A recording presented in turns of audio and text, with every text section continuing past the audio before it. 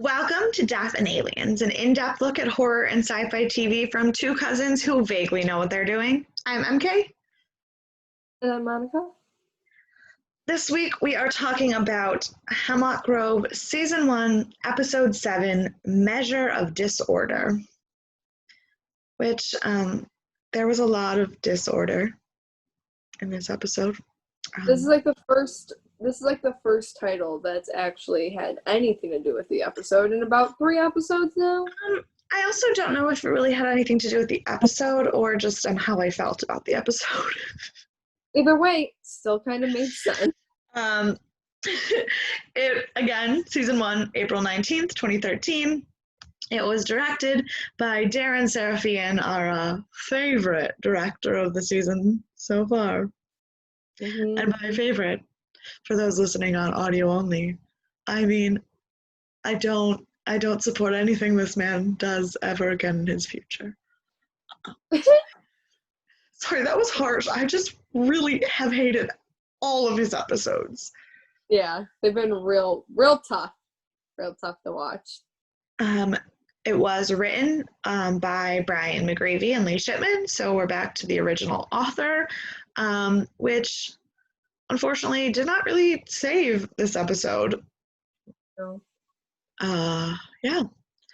Our little blurb on Netflix said, Shelley commits an act of independence. I love that. Chasser questions Roman but crosses paths with Olivia, and Peter and Roman's friendship takes a turn. Now, before we started watching, Monica and I said, oh good, Darren directed it again. It's going to be horrible. But then we were like, Shelley! Yes. Literally, the only thing that we were excited about was oh, so Shelley's going to be important again. Can't wait to see it. Yeah. I swear, I don't think I'd still even care about watching the show if it weren't for her. Oh, 100%. Absolutely 100%. I mean, there's still other things I'm curious about, but she's the only thing I care about at this point. Yeah. So we start the episode with a flashback to 18 years earlier at a baby's funeral, who I think they said the baby's name was Juliet. So this can give Monica some credit for that Julia in episode 1. Yeah. Psychic. I was able to tell what her baby's name was before I even. So the baby's dead, and JR is talking to Norman about sending Olivia to a therapist and suggests that she go to Norman, which Norman is very much not okay with. But it happens. Olivia goes there and has probably one of the most heartless scenes ever. She's just I don't even remember everything she said, but she basically was like, my baby the loss. She basically, well, first of all, she said a bunch of stuff about how she didn't have a mom, so she doesn't know how to be a mom, and she doesn't care that doesn't know how to be a mom. And then Norman asked about the loss of her child, and she said, well, that's just it. The loss is mine. And she also made a statement saying, she's like, there's a jug of milk in the fridge at home that's older than my daughter was. Right. I was like, okay. Good to know. And the thing is, if she had said it in a way that made it sound like she was in pain, it would have been one thing. But she said, fucking dead glare, staring out a window. There's a jug of milk at home older than my daughter was. Excuse me, ma'am? Do you maybe want to care about the fact that your child died? She said it was as if it was an inconvenience. She said it like there was just something rotten that she had to take the trash out. Oh, it just smells bad in here. I've got to take the trash out. But that's Rude. Olivia for you. So then we get to the credits. So we're already starting off What a wonderfully. bang up job. Next, we have Olivia and Roman in the car, and she is yelling at him for getting arrested at the mill. And I don't know, they were just fighting. But then Olivia started to like zone out again, twitchy and hearing the voices. And then Roman said, "Don't worry, I can hear them too." Which I was like, first of all, it was like a complete 180. Like they were screaming at each other, and like I'm pretty sure he called her a bitch. And then like he sees her start doing this like weird like head shaking thing. He's like, "Mom, Mom, are you okay, Mom?" Yeah, I get it. It's his mom. He doesn't want her to die, but Right. like, I mean, I get that. Like, I can get some fighting with someone and then seeing that they're actually like in danger and changing. But the fact that when she started twitching, he immediately knew it was because she was hearing voices in her head that he also hears. I was like, cool. okay. Then she has a moment where she like kind of comes to and says something about wanting to do everything for my baby.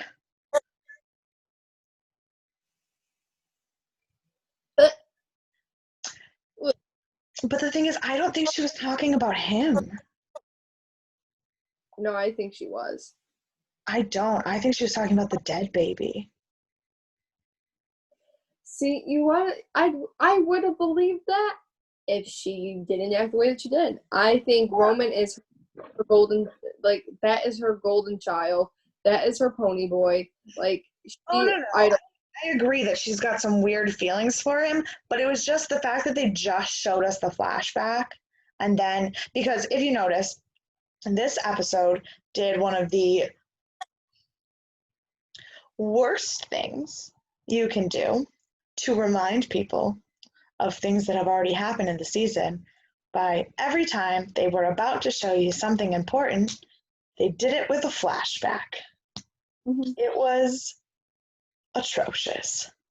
Yeah. But because of that, my gut feeling is by placing that scene directly after the flashback, it was to tell us that she's still hung up on this dead baby that she's pretending never even existed. Yeah. That's I my wonder gut. if Roman knows because it was before Roman was born. Yeah, I don't know. Interesting. Something to sit with. We're coinking. Next scene is Peter got home. He looked a hot mess. His mom asked him what happened. He said he had to walk 5 miles and basically admitted that she was right. Roman is a POS and he's done. Now, I've lived somewhere without miles for quite some time now. So I can't really remember how big a mile is. It's 5,280 meters, feet, no feet. Yeah, that doesn't switch it to the metric system at all. No, it's meters. 5,000. Yeah, because it's No, 5280. Because it's supposed to sound like 5 tomatoes, and that's how you yes, remember it's. but it's definitely not 5. Oh, maybe it's 5,000 meters, which would mean, okay, meter or miles to kilometers. We're going to ask the Google.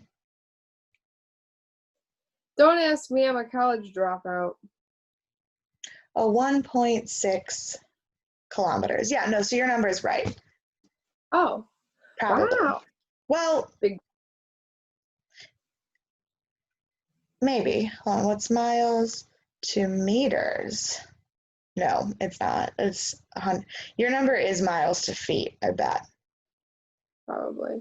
Yeah, it is because America doesn't teach you the metric system. Why would you know what it is to kilometers? 1.6 kilometers. Now, I don't mean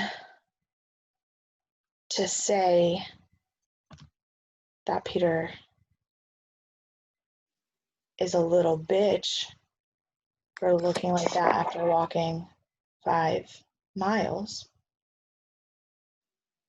But in the last 2 days, I have walked 10 kilometers just by walking everywhere that I go. My phone has counted my steps, and I have walked 10 kilometers in 2 days. Which is... And you'd be looking pretty fine. So I think Peter just needs to relax. Also, I did most of it in heels. Look at you. But, Stunted. but also not in the woods. So I don't know. So maybe. Whatever. I just, honestly, Peter kind of annoyed me this episode. He was being a little baby. He was also only in like 3 scenes. And all the scenes were not great. Right. Next One of scene. them be real uncomfy. One of them, 2 of them made me uncomfy, but for different reasons.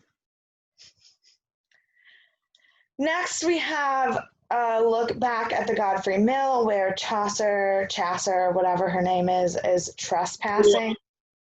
Chasser. Because she's fancy in French, I think. Well, it is a French word. She's trespassing in the mill. The police get there, find out it's her, and then really want to arrest her, except for that she found the other half of the body.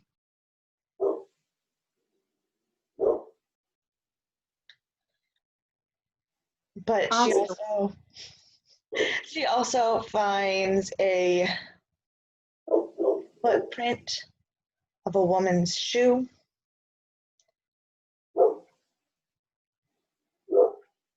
Man, tell your dog to shut up. Not you, but the other one. This one's sleeping. I know. I like how he just lift up his head. Like, next, we have Shelly at the general store. She took her independent. She took the bus by herself and went back to buy the earrings that she couldn't buy before. And what's her name? Jenny? Yeah. Jenny? Yeah, I think. I probably have it in my notes somewhere. What is that girl's name? But then I was like, no, that was the first girl that got killed, I think. Yes, boo-boo. I don't know.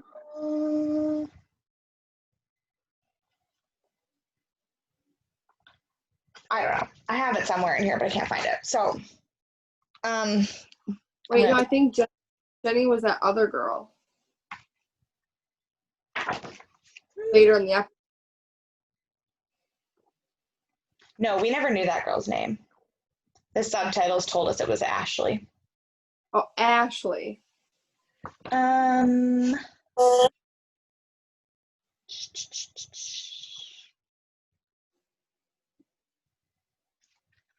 It's just really bothering me now.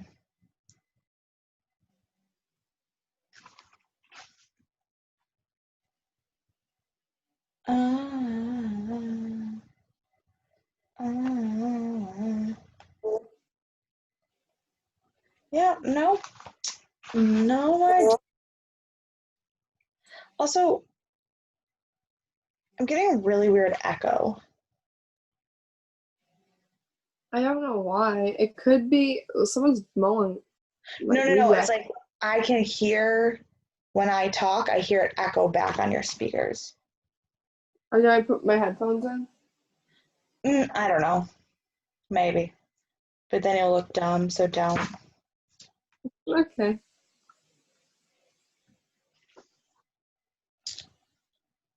Yeah, no, I have no idea. Okay.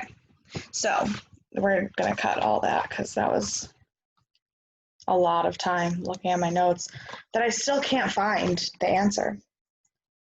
Even though I know for a fact it's in here. Somewhere. We're just going to call her Jenny for, let me just search it up. Google. I'm just always afraid to look things up and accidentally spoil something for myself. But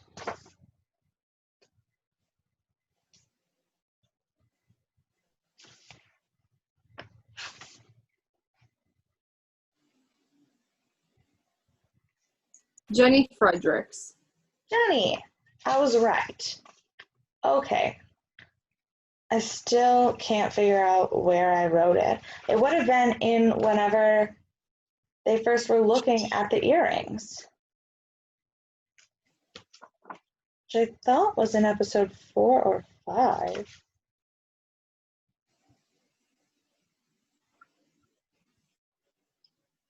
I picked up my dog to hold him like a baby. Oh, I found it in episode 4. Jenny got fired. I knew I wrote it.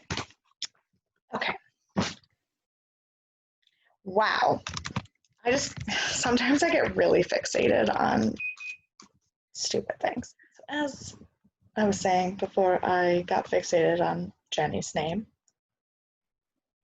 Shelly goes to the general store. Jenny held the earrings for her. They have a really cute conversation about like there being not a lot of people in their town with good taste. On both sides. And so she buys the earrings, and then she comes home and they're having dinner. And Olivia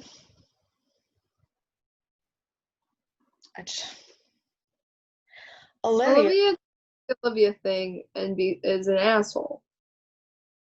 She literally tells Shelly that her true disformity is not her face, but her stupidity.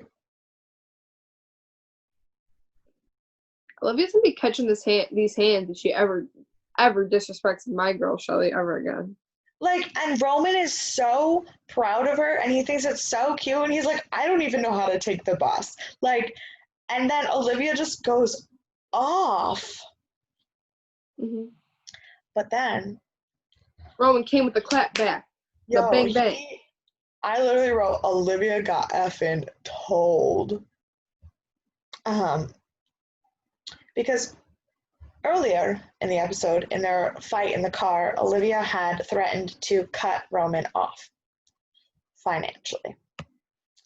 And then in this episode, he talks about, like this scene, he is like, leave Shelly alone, like, leave her alone.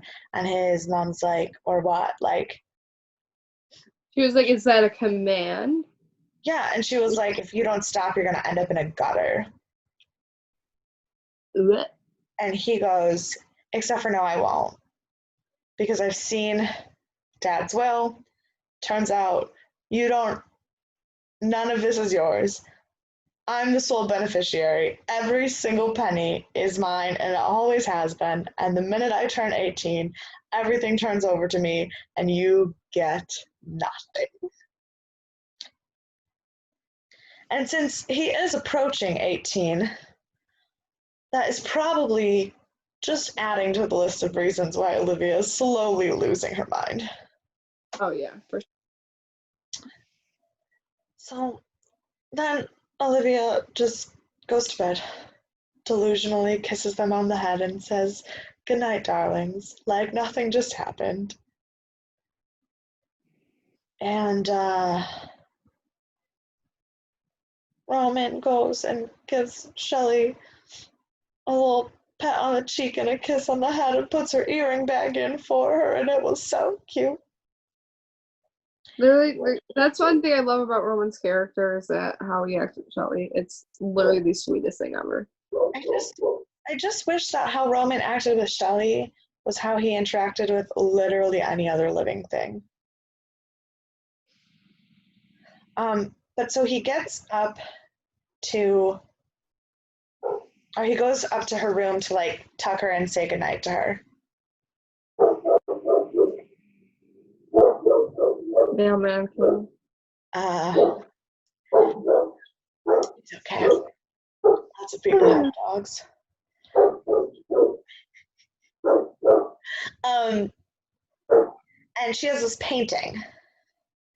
And the painting is of basically like a circle. It kind of looks like an Ouroboros, but mostly it just looks like a circle under the ground with like a weird light on it.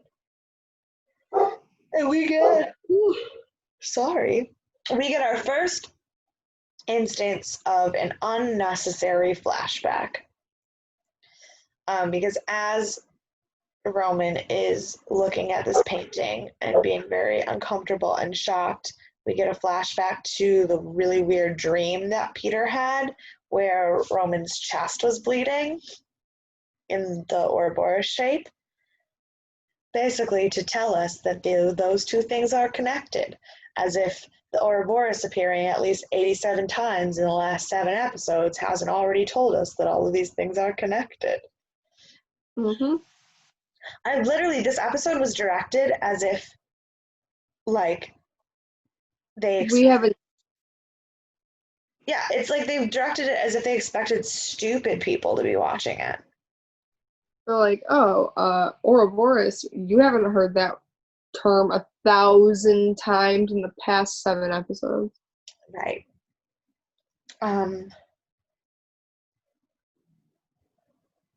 Then we get a bunch of weird scenes in a row. Norman is laying in bed and his phone starts ringing. And when he answers it, there is a hysterical woman on the other end, and he says that he'll be right there, to which his wife immediately goes, "Oh, is that Olivia?" He's like, "No." Which, I mean, serves him right. But also, like, he's a psychiatrist. He runs a loony bin. Why do you assume the person calling him in the middle of the night is his mistress? That you might not even know is his mistress? Yeah, I don't know. But then he leaves and Letha starts snooping around the office. Yep. And we get unnecessary flashback number 2, where they show us the scene in the ice cream shop where Letha and Peter are talking about the suicide note, so that we know that the reason she's looking in the office is for the suicide note. And then they show us her finding the suicide note. So, like, thanks for the dumb flashback. It's not like we didn't talk about that literally 2 episodes ago. Right. And also, like, this is a Netflix show. People are watching it in a day. They didn't forget. Exactly. But on the topic of the suicide note, that was a stupid suicide note. Because, like, JR obviously knew that Norman and Olivia were having an affair. Oh, yeah. And for sure. so he was like, don't let, like, it almost didn't sound like a suicide note in a way, if you really think. I also don't think it was really supposed to be a suicide note, because also, I'm still not 100% convinced he committed suicide. I think Olivia killed him. But, like, it didn't even remotely sound like a suicide note. It sounded like a warning of, like, you need to not. Yeah, it basically was like, she's evil and she destroyed me and took all the good that was left in me, and she's going to do the same thing to you. Like, don't let her. It sounded like a note that he was trying to give Norman, as, like, I feel like JR wanted to leave Olivia. And Olivia probably really wasn't having that. I mean, but on the other hand, how could he really leave her other than death? He wouldn't leave Roman alone with her. True. Unless that wasn't the plan. Maybe the plan was to bring Roman with him. And like, that psycho would let him get away with Roman. True. Speaking of that psycho, the next scene is the creepiest thing I've ever seen, where Olivia just strolls down the hallway in like a Sunset Boulevard nightgown and crawls into Roman's bed and fondles his throat and says, "You're so much stronger than I ever thought you'd be." I hate it here. I would like to do the dino. Can I commit die? Because that's uncomfy.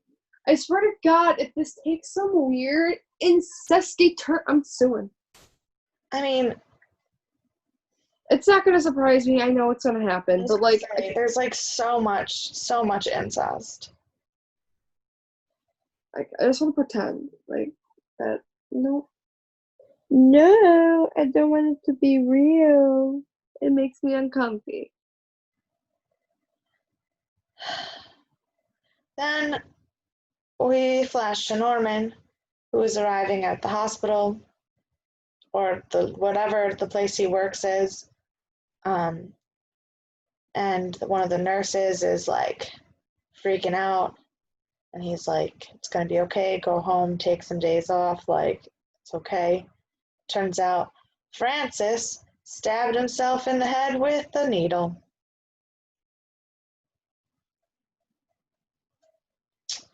So no more weird rambling from him, I guess. Can't really say I feel any type of way about it.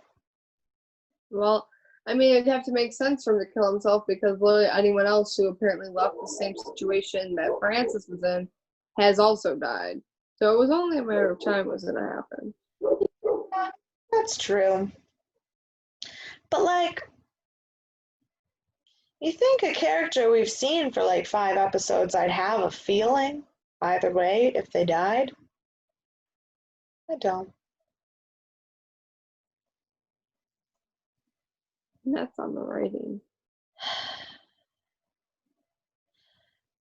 Now we're back to school the next day, and Peter has a weird bloody note in his locker. I don't think it was blood. Oh, Because he sniffed it and he went, ah. yeah, but like, it was very red. Whoever decided to make that art, maybe he was having some bowel issues. Who am I to judge? I really thought it was like somebody menstrual blood on paper or something. I don't know. It was weird. Could have been that too. But also, it was entirely unnecessary and completely besides the point, except for to be weird. Yeah, and to just instigate the fact that, oh yeah, in case you forgot, everyone in this universe hates Peter. Oh, right, yeah, like the fact that the whole town still calls him a werewolf, like, in case you forgot that. Mm. So Roman walks by and tells Peter to come meet him outside. I like someone was just like, and kept on walking. Yeah, except for that I hated that scene because it was literally a breakup. He was like, literally, Peter over. Like this is. Peter said, "This is over. We're done." And then Roman was like, "I'm sorry I left you alone. I got rid of the cops, didn't I? I'm sorry. I'm an asshole. It was terrible." And then like it was literally like Peter was the cool boyfriend who was breaking up with him, and Roman was crying and begging him to take him back. And then when Peter said, like, "No, I mean it, like, it's done, like, you are an asshole," Roman immediately flipped to, like, bitchy ex-girlfriend who wants revenge and was like, "No one will ever like you, you're a filthy gypsy, and if you fuck my cousin, I'm gonna kill you." That was exactly verbatim what he said in the exact order as well. Like, he literally went from, "Please forgive me, I just want to do something good. I'm an asshole and I didn't mean it," to, "I will murder you." Don't fuck my cousin.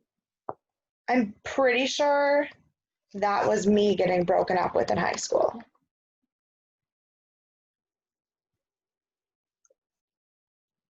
I didn't do much of the getting the breaking up. I was the one doing the breaking up, except once. 3 times. So. Okay.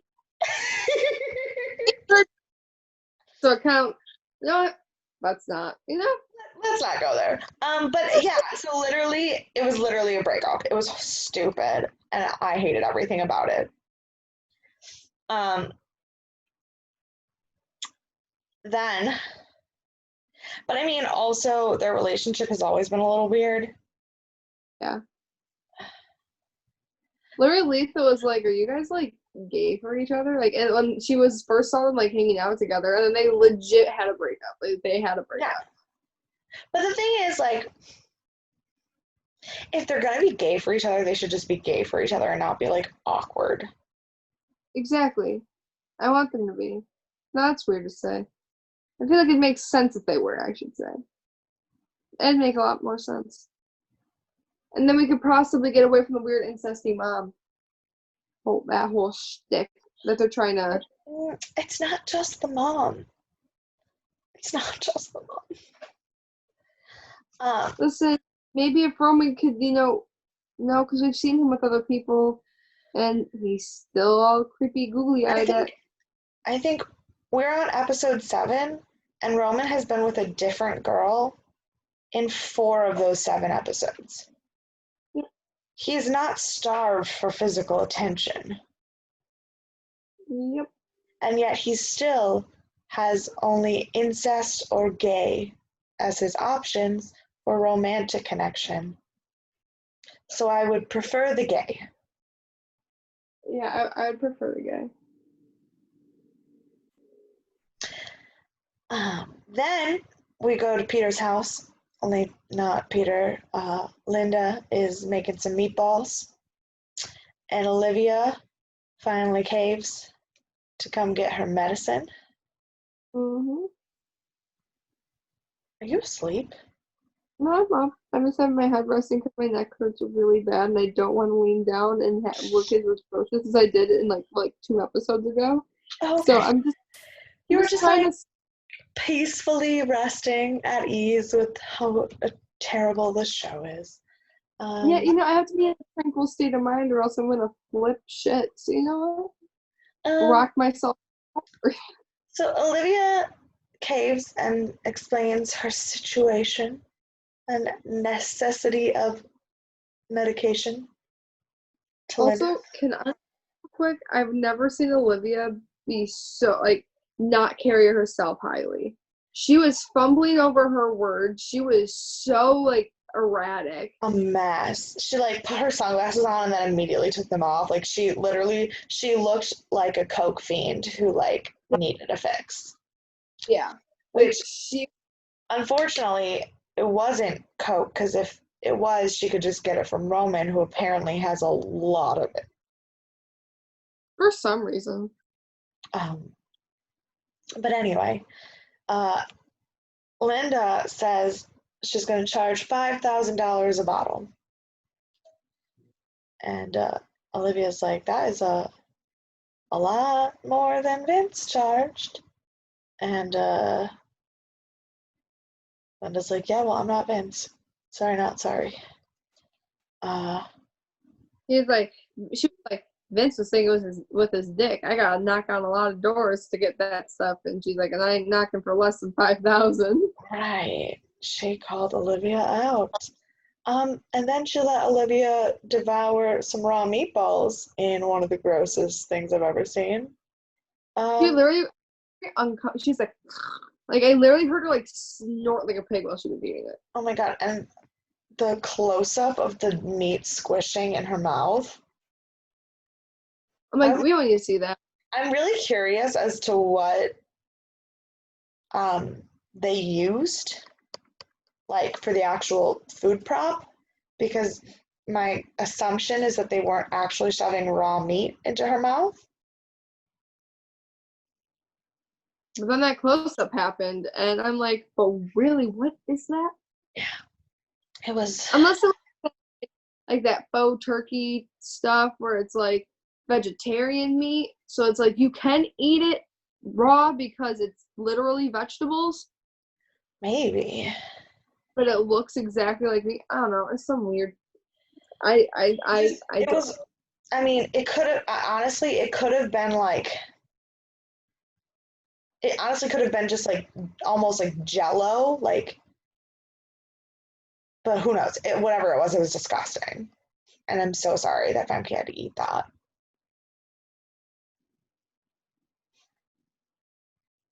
Then we go to see Linda and Destiny celebrating. And honestly, the scene was cute. We didn't need it.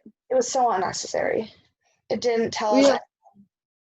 all we learned was that so we're gonna discuss. So we already know about Peter. We already know about Roman. And score, we ripped off Olivia. Cool. Let's drink to that. And also, like, that was Destiny's only scene in this episode. So they literally had to pay her to be on set for that.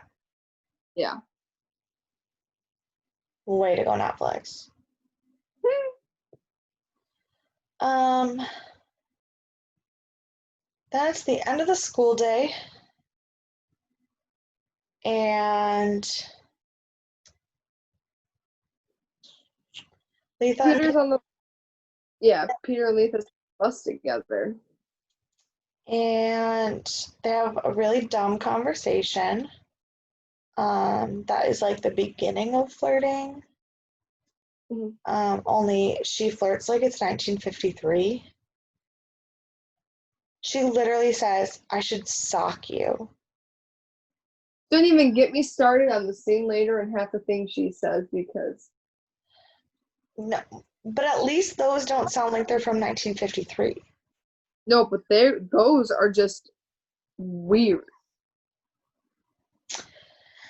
Yeah, it was just, so basically she gives Peter the suicide note and then she's like, Roman was in a really bad mood today. And Peter was like, yeah, he's pissed at me. And she's like, why? And he's like, none your beeswax. And she's like, you can tell me just because I'm a girl.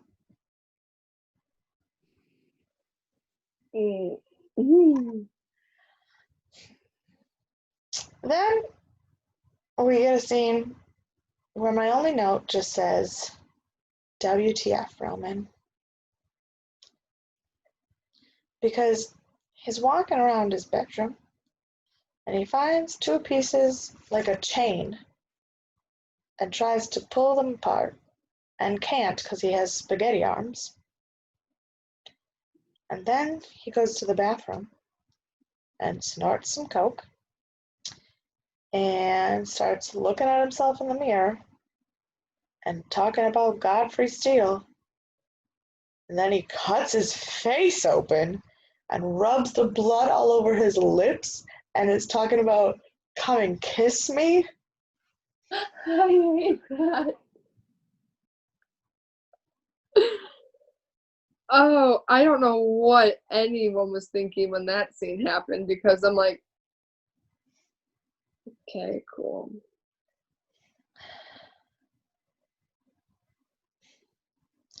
And here is where I got angry and paused it. Because in the next scene, Roman walks out of his bathroom to go have a conversation, and the cut that was previously next to his eye is now in the middle of his cheek. And I was like,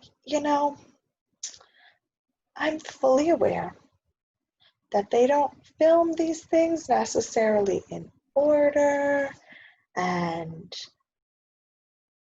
like takes. There's lots of takes and stuff. It could be a week apart that they filmed these two scenes. But they literally edited it in a way where you looked at the bleeding side of his face and the exact next cutaway scene was the bandage on a different part of his face.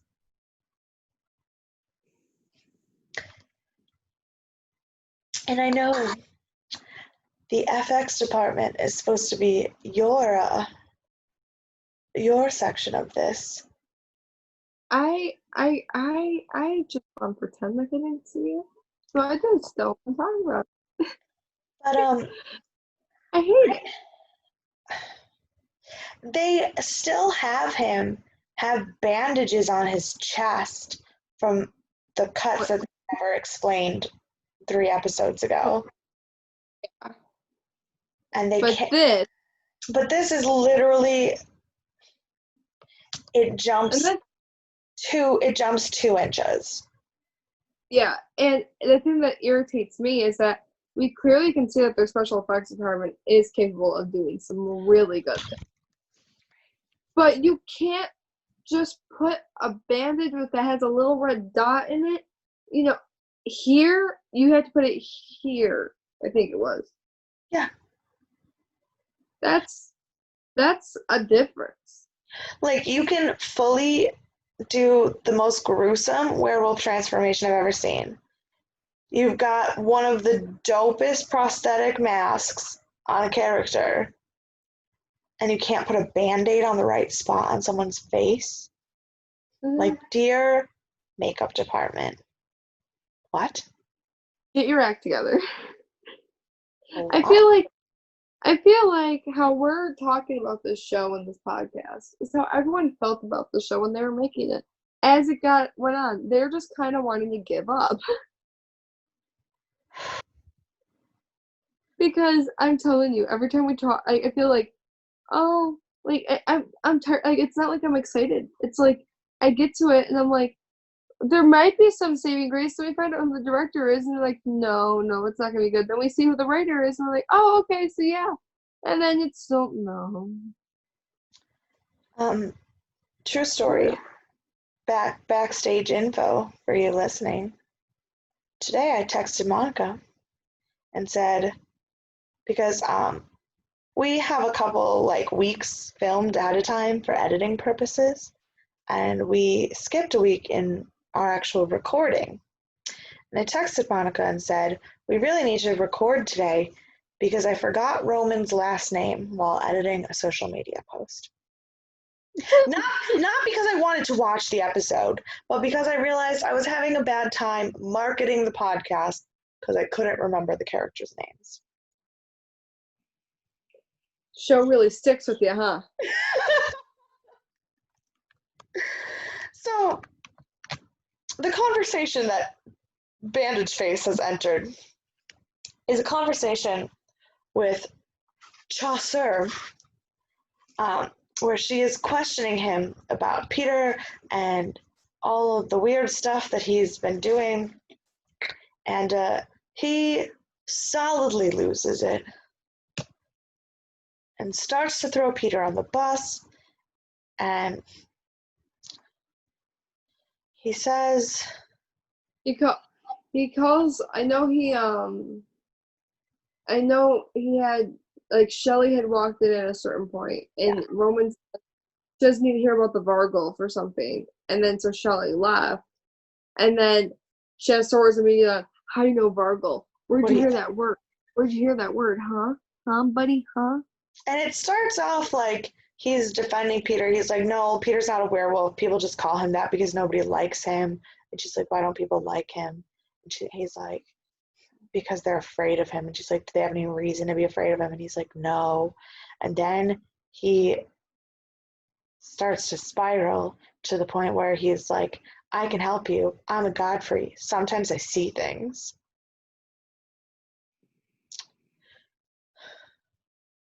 I'm sorry the way you said that. I can help. I'm a Godfrey. I want to save people. I can see things. I mean, he might not have said it like that because he attempted to act. But that's basically what that scene was. Let me help you. I see things. And then she's like, I wish you see what you're seeing. And she says like that same line that she told herself, that one lady that she ended up killing, told herself, God isn't here to make us happy. He's here to make us strong. Yeah, no, not that he's not here. God doesn't want you to be happy. He wants you to be happy. He wants you to be strong. But also, she said that to the lady that she killed. But also, I'm pretty sure that that's like the cult doctrine of the Order of the Dragon. No, the girl that she killed said that to her. She was Oh, so, it was like, God, oh, he wants us to be strong. yeah. Chaucer is throwing me off. I don't understand her. Like, and the fact that Roman literally was like, caution into the wind. I'm gonna tell her literally everything that I'm going through. Random stranger. Except for the fact that Peter's a werewolf. I'm gonna. Basically, he basically recapped everything that has happened the past 7 episodes, besides the fact that Peter's a werewolf, and that Lisa's pregnant by an angel. Yeah. I kind of forget that sometimes. Well, it was really hard to forget it in the next scene. Next scene. Where well, these two scenes kind of cut back and forth to each other a little bit. But so basically, finishing what's happening at the Godfrey house, Olivia arrives, basically tells Chaucer to like GTFO, and um, Chaucer notes that Olivia's foot matches the footprint at the mill, and she said something along the lines of, "Oh, size 11. Be careful. Those always." She's like, "Heels like that always can leave an impression," yeah. and it's a double-edged sword because like an impression is like, "Oh, like I'm impressed," or like a literal foot impression in like the dirt. Which, don't worry, we know what she meant because they gave us another stupid flashback. That we saw literally earlier in the exact episode we're watching. Cool. Like, you kind of just left it at what it was. You had to be like, here's her foot on her footprint.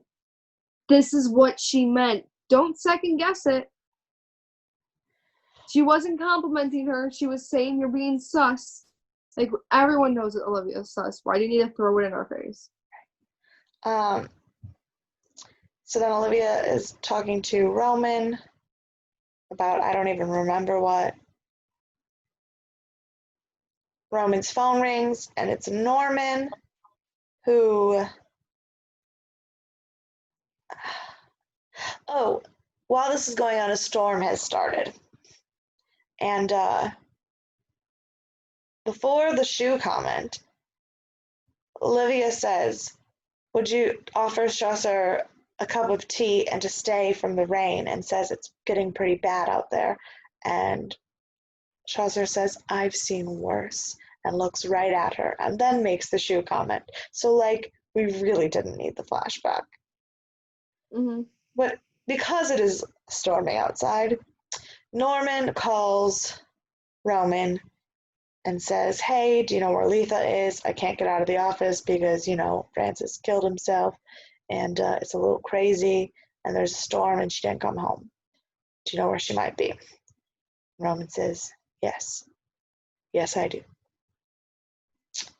In a very cryptic way, mind to Norman, that he's like, all right, well, can you call me here?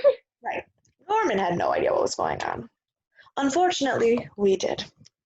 Because we know where Letha is. Because we've already seen part of the scene, because like I said, back and forth. Letha, somehow, somewhy, that's not a word, has gone home with Peter. And they are talking. I just want to say one thing. When we come into the scene, it's awkward. It's quiet. She makes like a few, like one small, like, haha comment. Another, like, 2 minutes of silence. It goes, so are you gonna fuck me? And I'm like, okay, so this is happening. Yeah. Thanks. And Peter's like, no, probably not gonna do that because, Roman told me literally 5 minutes in this episode ago that if I fucked you, he would kill me. So probably not gonna do that. And then she goes, Oh, because before she found out that it was because of that, she's like, is it because it touches her stomach?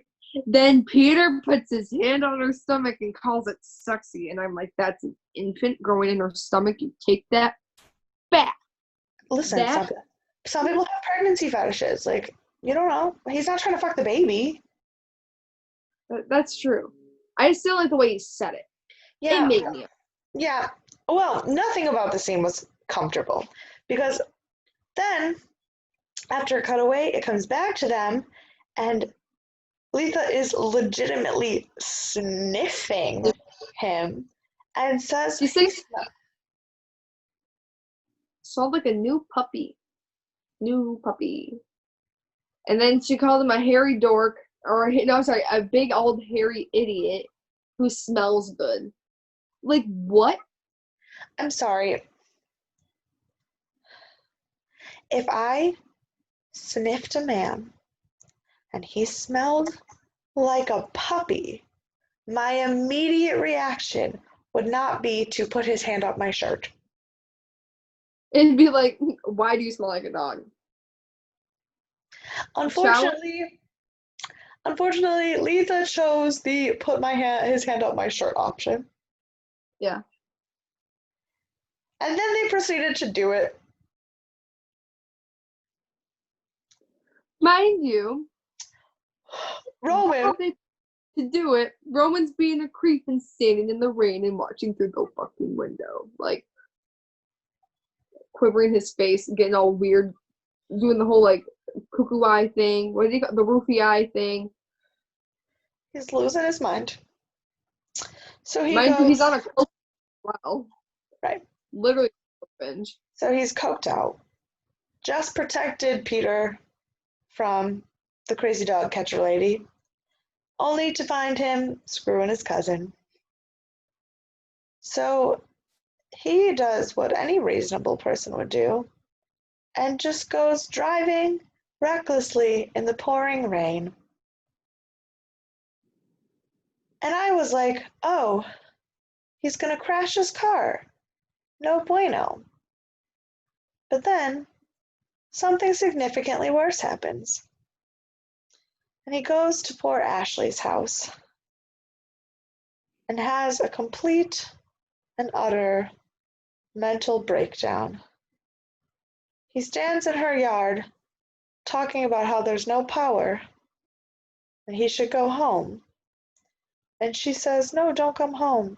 Come inside and I'll dry you off. And I said, no, that's how people die in scary movies.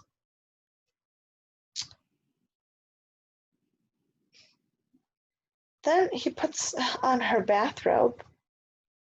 And Honestly, this is funny. This is like a slightly funny scene. Like, only this was funny.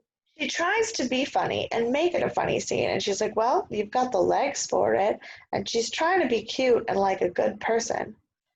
We know she's not really a good person fully because we got another flashback, of course, to explain who she was and why she was in the episode, as we didn't remember. Which this one I didn't fully hate because I genuinely didn't remember who she was. She's the girl who called him a sociopath and then admitted that she doesn't know what that word means. So, then This is also, you want real quick before we talk about this, I'm gonna put a trigger warning in this for people who there is going to be some subject of forced intimate things that happen. So if you are sensitive to that, I would just probably because this is the end of the just like skip the rest of this. because it was very hard to watch. So he calls himself ugly. And she's like, no, like, how could you think that? You're beautiful. And he kisses her slightly aggressively, but like, it's not too bad yet. Then they start to like get intimate. And then he ties her up, and she's like, "Oh, you're kind of crazy." Awkward. And then there there's some things sexually that happen that she's enjoying and things are okay until Roman looks in the mirror and starts hearing those weird crazy voices and he kind of loses it and she's like, "Hey, Roman, buddy, you okay up there?" And he proceeds to turn her over and continue with what he was doing despite her shouting, "Please stop, this is not fun anymore." Um, yep, it's super uncomfortable. He forces her to continue to scream, "You're ugly," at him the whole time, which was so uncomfortable. Uh, then we see him come back into the, like, then it goes to black and he comes back into the room fully clothed and mind wipes her that he was never there. So she completely forgets the fact that that ever happened to her. And that's the end of the episode. He also tells her to dream of something nice. Yeah. And when the episode ended, Monica and I sat there in complete silence, just staring at each other for at least 3 minutes. Like, I had no idea what to say. That was real bold of them to be putting something like that. Real bold of them. And with how it wasn't visually graphic, but like audibly, the girl who was playing Ashley, bless you. Thank you. Playing, I wanted to cry. No, it was definitely difficult to watch. And I understand the whole idea of him devolving, but it was a lot. Yeah. And I know it sounds like I'm crying, but really that sneeze just really messed me up. But no, yeah, it was just like Monica said, it wasn't graphic, but it was loud. It was uncomfortable. It was uncomfortable, and I think the mind wipe at the end was what really set me off. Yeah, because she's not going to have any recollection of this ever happening to her. Yeah. She's not going to know what he really is, which I want to see if that's going to play any part in the rest of the story. Knowing them, probably not, because we left off on a pretty big important thing, and I think it was episode 4 or 5 where it was like our favorite episode, and then it was just like, we're not even going to talk about that. Yeah, they do a very, very bad job of tying things up.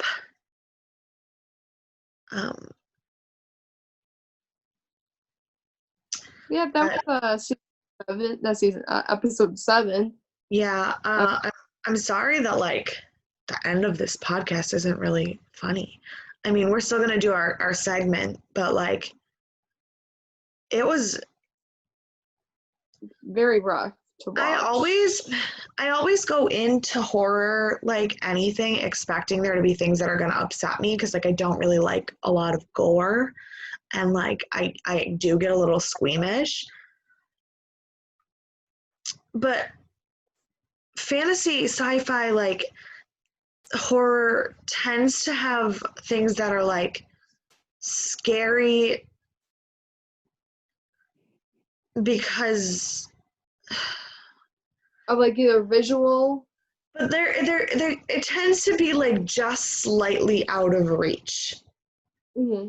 Like, I mean, sci-fi especially, but like monsters aren't real. aliens aren't going to show up at your house. Dragons aren't going to burn your windows down.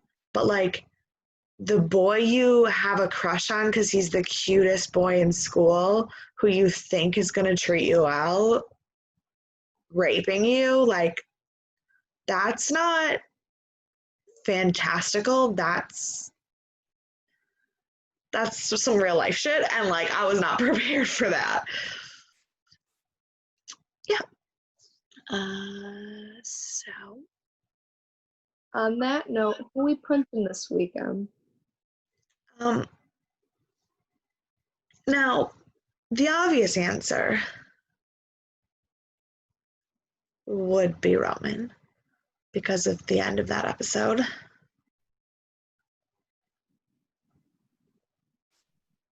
We forgot a very important part of this episode. And by very important, I mean only slightly important. But we find out that the affair between Norman and Olivia started on the day that Norman found out Maria was pregnant with Letha. Oh, yeah. No. Like vaguely important. Sorry. I was just thinking about it because Olivia is who I would like to punch. Roman, I think, deserves more than a punch, to be honest. Like I don't really have words for him right now. And it sucks because like his interactions with Shelley in the beginning were probably my favorite part of the episode. But he sucks.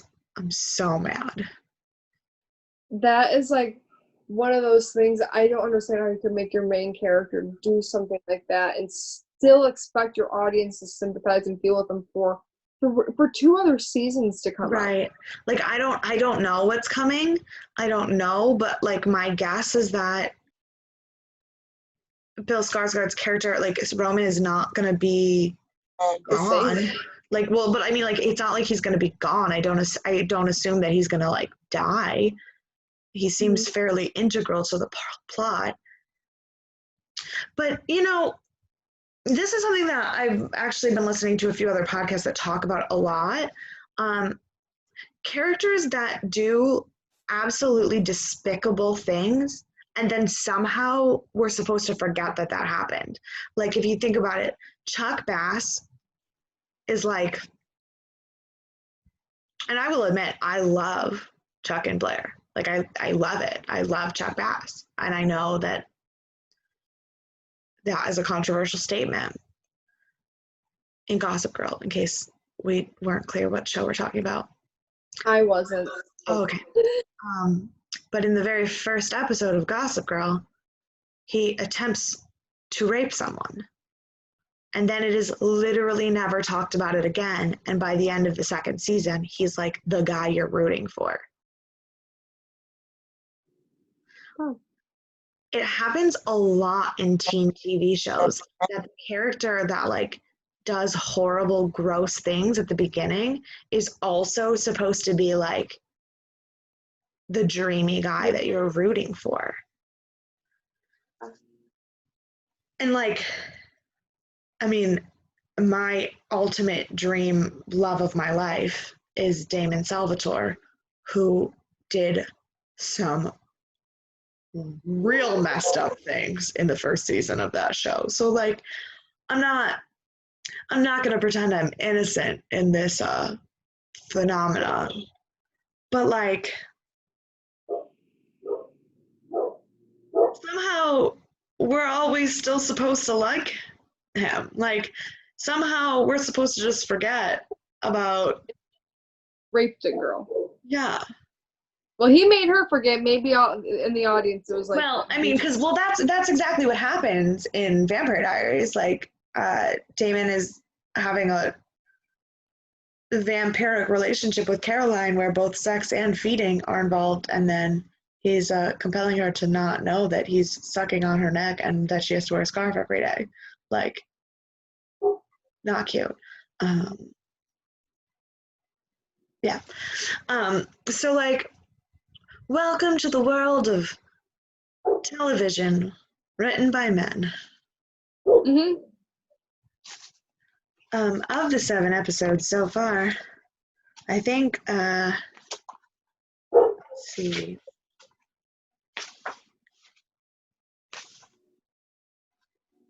Only one was written by a woman, and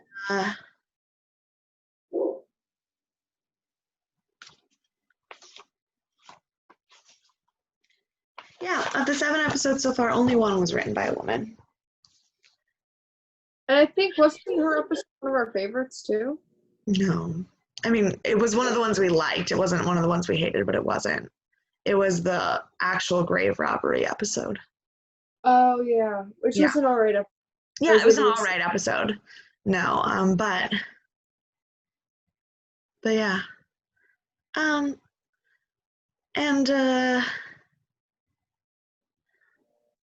spoiler alert, there's a lot more episodes that will also be written by men.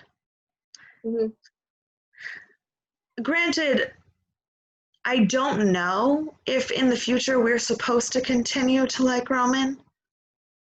Because in the very beginning of the show, like in episode 1, you and I were very split. Like I was solidly team Peter and you were solidly team Roman. And then they like came together and now they're like going apart. And the show is kind of having a hard time picking a main character, which I don't know if it's intentional or not, or because it's not written very well. But my guess is that obviously we found out in this episode that Roman is hearing voices. He's clearly spiraling. He keeps talking about how something's going to happen. So like obviously something's going to happen. It's just a matter of if when that whatever it is that happens, we're supposed to still be on Team Roman. Yeah. And see, I have to go with Roman being punched in the face for me because I was hurt me a little. I just talked a lot about why Roman sucks, but I never actually said that I'm gonna punch Olivia in the face. True. For obvious reasons, but mostly because I just cannot get over the things that she said to Shelley. Like, as a mother, you should never child that way. She literally told this poor girl, and like that's the thing is part of it is because Shelley is who Shelley is. Like, she is deformed. She can't speak. She's 7 foot tall and everyone's afraid of her. She has one friend in the whole world. And that friend is Jenny, who's not even really her friend. She's a lady who works at a store. And for her mom to say those things to her. Yeah. Roman deserves to die. Olivia just deserves a punch in the face. See, I feel like me and you have the same saving grace this week. No, it's Shelley, 100%. Literally, Absolutely. Except for the scene where Shelley was so excited that she took the bus and learned how to do things by herself and then looked absolutely beautiful in her earrings. There was nothing good about this episode. Exactly. Like, I feel like any episode that has Shelley in it, we're gonna be like, Shelley's our saving grace. I'm pretty sure if we go back and listen, at least 5 of the 7 episodes, the saving grace will be Shelley. And the first 2, we didn't do a saving grace. Yeah.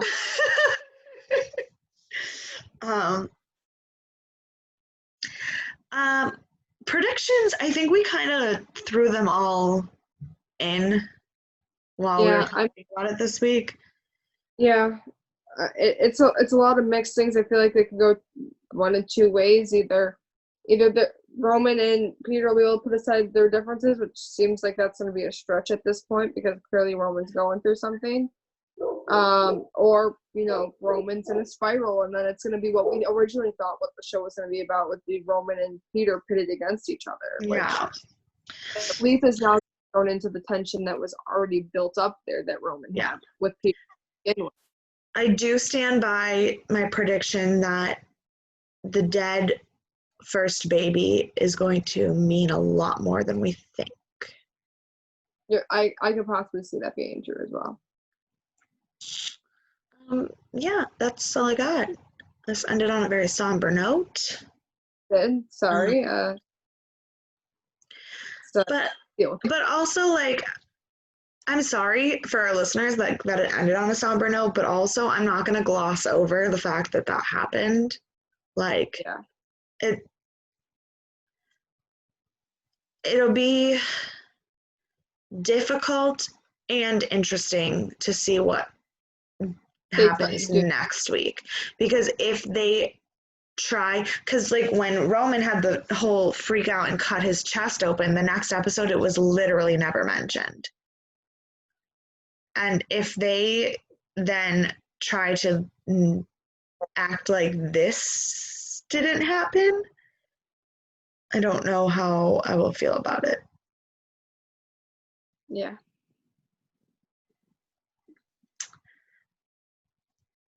But I also don't really know how I'll feel about it if they do come back to it, because I don't really want to keep thinking about it. Yeah. So on that really depressing note, if you have anything to say, you can send us an email at deathandaliens@gmail.com. Follow us on Twitter and Instagram, both just Death and Aliens. No characters, not characters. Like special characters, that's what they're called on a keyboard. You can follow me on Instagram and Twitter at MK_superstar. MK is spelled EMKAY. If you prefer an audio version of this podcast, we are currently on quite a few platforms. We're hosted by Anchor, and you can find us on Spotify and a few other things. And then obviously we have our YouTube channel, Death and Aliens. Mm-hmm. And then, sorry. Oh no, I was gonna say, and then Monica's stuff is. You can follow me on Instagram at monica.lynn_ or on Twitter at Monnie, spelled MONIE _Lynn _ because someone took my identity. And please rate, review, subscribe, all those fun things that podcasters tell you to do on their stuff, so that maybe people will like us, because we both need validation in our lives. Ooh, I got the goddamn truth. See you next week.